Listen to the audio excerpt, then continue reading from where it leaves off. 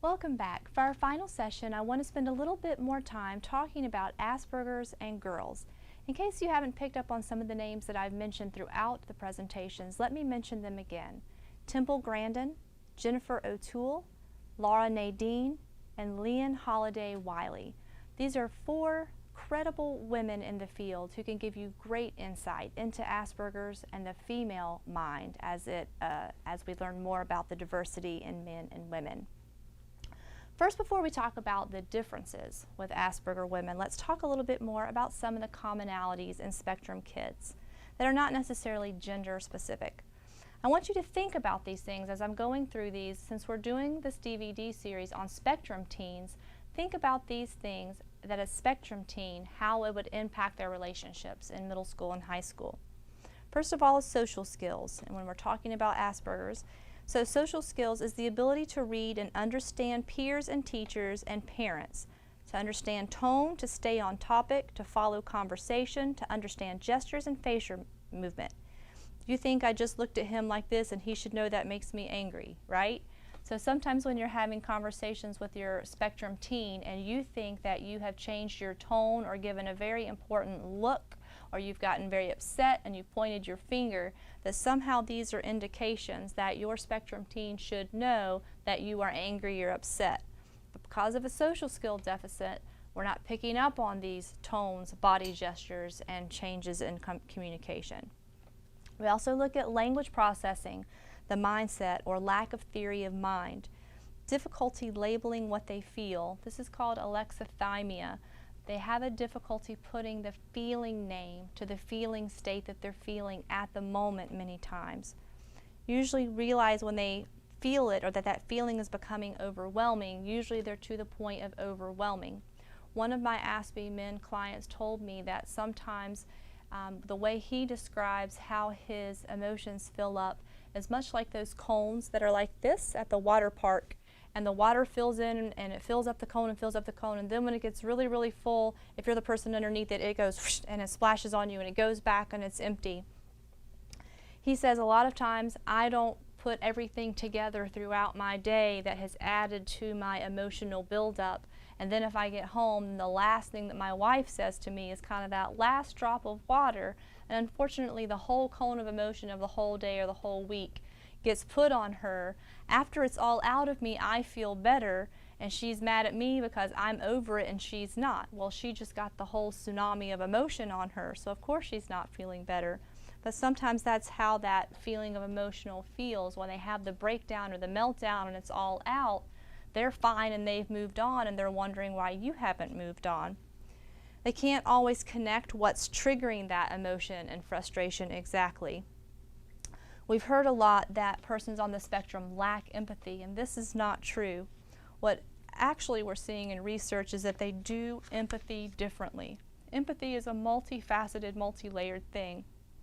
To empathize with someone is to be able to see or feel from someone's perspective. So sometimes when a person on the spectrum sees something is going on or see that someone's hurt, they may feel that very intensely and very deeply but not know how to reach out or comfort or do something for the other person. So it's not that they don't have empathy or that they're not being hurt or concerned by what's going on by somebody else. It's that in the moment they don't necessarily always know how to interact or how to show that care. We also have issues with cognitive flexibility. They can't think in shades of gray, meaning they can't always look at the context of the situation. So if there's a rule, they're black and white thinkers. It's win, lose. It's the inability to shift gears and transition. If the rule is you can't do X and this is the rule, well, maybe in some context that is okay, or under some certain circumstances it is, but to them it's a black and white thing. Once it's been called a rule, they have a hard time shifting. Problem solving. Well, first of all, when you're talking about problem solving, you have to have the ability to define the problem. And that takes a lot of language skills and being able to generate goals and possible solutions and the consequences. That's a whole different levels of skills that can have problems in that because of the problem solving and conflict resolution issues. Self-control. All of this is built on the previous skills above. having self-control, if you're having an emotional meltdown, if you're crying, anger, run away, whatever it is, fight, flight, or flee, or freeze, this isn't totally cool. We've talked about when you're having a meltdown, that's not cool to do around mainstream kids. That brings attention, and it's usually not positive attention. Some of the big things that sets off autism spectrum kids result around compliance interactions. Well, what is a compliance interaction? A compliance interaction is if the spectrum person wants you to do something and you don't do it, or you're asking them to do something that they don't want to do. So some sort of compliance. This is usually when we're going to see meltdowns. As I stated before, it's hard when there is some kind of meltdown potential. Now you're a teenager, you're trying to interact with teens.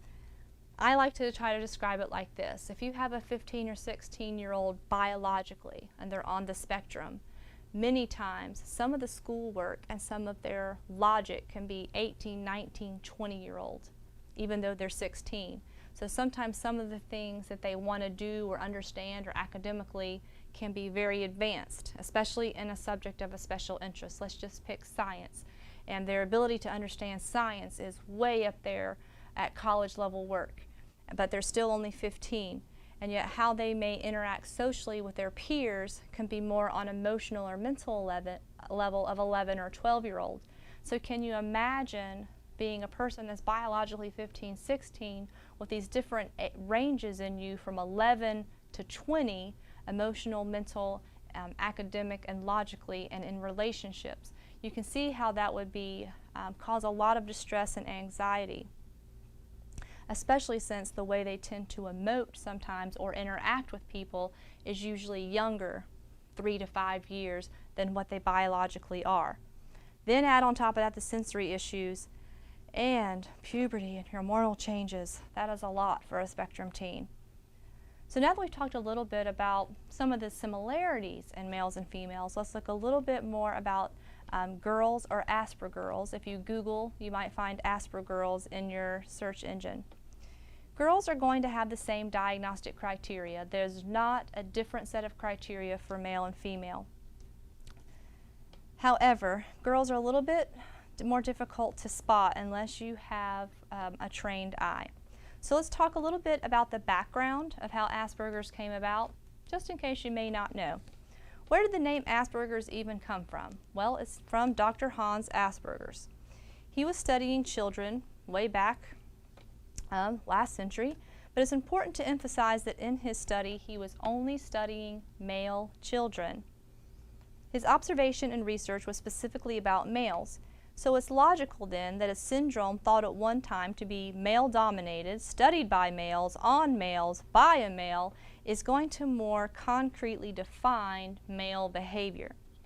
A great example that I heard from Jennifer O'Toole, I heard her speak again at a conference. She again is an author and a person on the spectrum. She said for years women were dying of heart attacks and heart issues because doctors were looking for heart attack warnings in women using the same criteria for men. They were telling them, watch for the pain shooting down your arm or sudden weakness, loss of breath. These are common in diagnosing men. There wasn't the data at that time or the information or research done on women because men do tend to have heart attacks more commonly than women. In women, the signs to look for are completely different. It's a sudden onset of lethargy, indigestion, a non-specific malaise, because not many women are going to have that sudden shooting pain or shortness of breath that men do. However, the way it manifests is the same. A heart attack is the same whether you're a male or a female. But when doctors started teaching women about the ways that the signs and effects are for women, then women could easily get more diagnosed and get prevention and care and treatment. We have the same issue in the field of Asperger's. We have this one set of criteria that yes, male and female fit on, but when we look at different things like restrictive interest or how it manifests, we're not looking back to the differences in male and female. So when people are being examined or tested and evaluated on the same interest, usually girls are missed. This is why most experts think that the diagnostic rate is 10 to 1 when it really should be 4 to 1. Too many girls are being missed.